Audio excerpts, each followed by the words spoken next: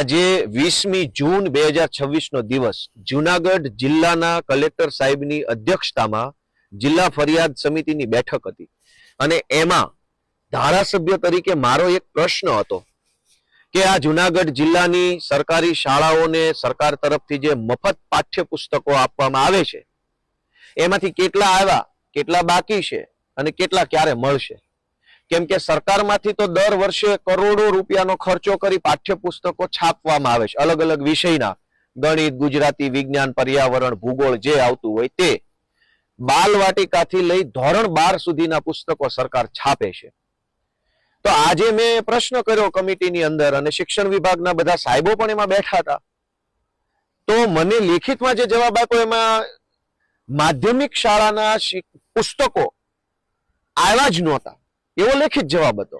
મૌખિક એમ કહેવામાં આવ્યું કે આજે જ માધ્યમિકના પુસ્તકો આવ્યા છે. એટલે એક તો એ વાત થઈ કે આ શાળા ખુલી ગઈ અને મહિનો થવા આવ્યો પણ સ્કૂલમાં ચોપડા પહોંચ્યા નથી અને અધૂરામાં પૂરું. મેં એવો પ્રશ્ન પૂછ્યો આજે કમિટીમાં શિક્ષણ વિભાગના સાહેબોને, કલેક્ટર સાહેબની અધ્યક્ષતામાં અમે બેઠા હતા ત્યારે, કે બાલવાટિકા અને ધોરણ 1, ધોરણ 2 ના પુસ્તકો આવ્યા છે કે નથી આવ્યા? તો અધિકારીશ્રીએ કીધું કે ના, નથી આવ્યા. તરત મેં કીધું કે સરકાર તો એમ કે છે કે શાળા પ્રવેશ ઉત્સવ કરોડો રૂપિયાનો ખર્ચો થશે, ગાંધીનગરથી મોટા મોટા તોપ જેવા કદાવર સાહેબો ગામડામાં આવે અને એમના હસ્તે શાળા પ્રવેશોત્સવ કરાવવામાં, આમ છોકરાઓને આમ લાવવાના, શાળામાં પ્રવેશ. પણ છોકરો શાળામાં જાય છે ત્યાં ચોપડા તો છે નહીં, તો ભણશે શું? લગભગ 8મી જૂનથી વેકેશન ખુલી ગયું છે આખા ગુજરાતમાં. આ 20મી જૂન છે આજે. ચોપડા તો શાળામાં છે નહીં. તો મેં બીજો પ્રશ્ન પૂછ્યો કે વેકેશન ખુલી ગયું છે, શિક્ષક શાળામાં છે, વિદ્યાર્થી શાળામાં છે, તો ભણે છે શું? ચોપડા તો છે નહીં.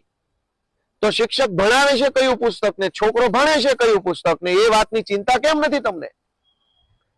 અને શાળા પ્રવેશ ઉત્સવ થવાનો છે, છોકરાને ગાંધીનગરથી આવેલા આઈએએસ, આઈપીએસ મોટા મોટા કદાવર ને જે આગેવાનો છે એ છોકરાઓને આમ શાળામાં પ્રવેશ કરાવશે. એ છોકરા માટેના પુસ્તક તો શાળામાં છે નહીં, તો પ્રવેશ, વિદ્યાર્થીનો પ્રવેશ કરાવવાના બદલે પુસ્તકોનો પ્રવેશ પહેલા કરાવવો પડે એમ છે. એ રજૂઆત મેં આજે કરી. એક બાજુ શાળા પ્રવેશોત્સવ કરાવશે, બાલવાટિકાના પુસ્તકો, હવે ભલે સરકારે પુસ્તક બનાવ્યું છે તો એમાં બાલવાટિકાના પુસ્તકમાં બાલવાટિકા પ્રકારનો સાહિત્ય છે, પહેલા ધોરણમાં પહેલા પ્રકારનું છે, બીજામાં બીજા પ્રકારનું હશે. સરકાર પ્રવેશ કરાવે છે, ચોપડા છે નહીં, તો શું કામ ભાઈ પ્રવેશ કરાવો છો? રહેવા દો ને, ઘરે ભલે રમતો. કોઈને કોઈ જાતની ગંભીરતા નથી, કોઈને કાંઈ પડી નથી, બધું લોલમ લોલ તંત્ર હાલે છે. આખું સરકારી તંત્ર શાળા પ્રવેશોત્સવ કરાવવા લાગ્યું છે. મારી રિક્વેસ્ટ છે ભાઈ સાહેબ બાપા, પુસ્તક પ્રવેશોત્સવ કરાવો. પેલા પુસ્તકને શાળાની અંદર લઈ જાઓ, પછી છોકરાને લઈ જાઓ. આ ગાંધીનગરથી ને જિલ્લા વહીવટી તંત્ર તરફથી મોટા મોટા કદાવર સાહેબો પ્રવેશ કરાવવા આવવાના છે આપણા ગામની શાળામાં. હું એમ કહું છું થોડુંક બોલતા શીખો મારા ગુજરાતના વડીલો, યુવાનો, માતાઓ. ક્યાં સુધી બીકમાં જીવશો? ક્યાં સુધી આવીને આવી વ્યવસ્થામાં જીવશો? કોક તો બોલો. તમારા છોકરા માટે તો બોલો, દેશ માટે ન બોલો, રાજ્ય માટે ન બોલો તો કાંઈ નહીં. તમારા પોતાના સંતાન માટે તો 4 સવાલો શાળા પ્રવેશોત્સવમાં આવતા સાહેબોને પૂછો કે આવી ગયા છો બહુ મોટી તોપ બનીને, તો ચોપડા ક્યાં? સરકારી શિક્ષક તો કદાચ ન પૂછી શકે, નોકરી કરતા હોય એટલે એની એક મર્યાદા હોય, પણ ગામના આગેવાનો, ગામના વાલીઓ, એસએમસી કમિટીના સભ્યો નહીં પૂછતા હોય કે ચોપડા વગર કેમ ભણાવવાના? અને માર્કેટમાં બધા ચોપડા મળે છે, જે જોઈએ તે. સરકારી શાળાના મફત ચોપડા નથી મળતા.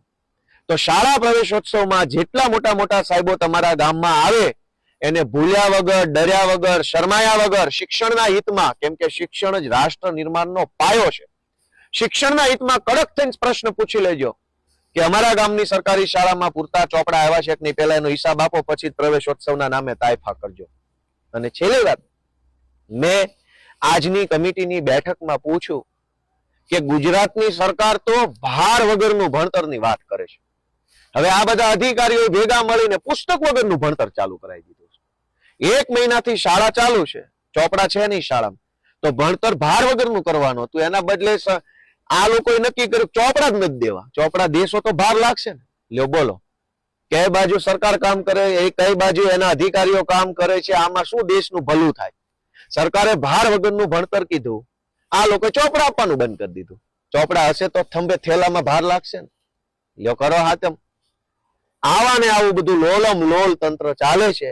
પણ ભલું થાય અમારા વિસાવદર, ભેસાણ, જુનાગઢના ખેડૂતોનું, જેણે મને મત આપ્યો, ધારાસભ્ય બનાવ્યો, તો હું આવી કમિટીઓમાં બેસવાને લાયક બન્યો, અને તો હું આ બધું જાણીને ગુજરાતની જનતાને જાગૃત કરી શકું છું. એટલે ગુજરાતની જનતા સુધી સારી વાત, સાચી વાત, જરૂરી વિષય જો પહોંચતા હોય તો એનો શ્રેય, એની ક્રેડિટ જાય છે અમારા વિસાવદર, ભેસાણ, જુનાગઢના મતદારોને.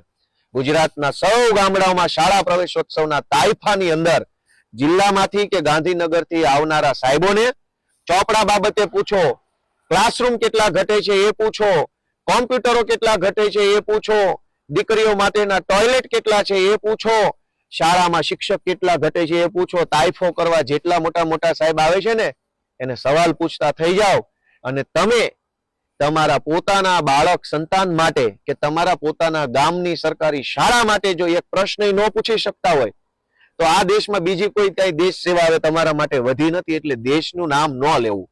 દેશ સેવા એ જ છે કે તમારા ગામની સરકારી શાળામાં જે સાહેબો આવે છે ને, પ્રશ્ન પૂછો, એને જવાબદાર બનાવો, એકાઉન્ટેબલ અંગ્રેજીમાં, કે તમે અહીંયા મોટા સાહેબ થઈને આવી ગયા છો પ્રવેશ કરાવવા, તો બોલો આમાં કેમ શિક્ષક ઘટે છે, કેમ કોમ્પ્યુટર ઘટે છે, કેમ ટોયલેટ નથી, કેમ ગ્રાઉન્ડ નથી રમત ગમતનું, કેમ પુસ્તક ઘટે છે, કેમ પાણી ટપકે છે.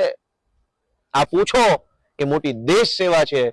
અને આવનારા 3 દિવસ સુધી, મારા ખ્યાલથી 23, 24 અને 25 3 દિવસ શાળા પ્રવેશ ઉત્સવ છે, એને રાષ્ટ્ર સેવાનું પ્લેટફોર્મ બનાવવું હોય, દેશ સેવા કરવી હોય તો પ્રશ્ન પૂછો અને તમારા ગામની શાળાની કન્ડિશન સુધરે એવો બધા યુવાનો પ્રયત્ન કરે એવી વિનંતી. જય જય ગરવી ગુજરાત.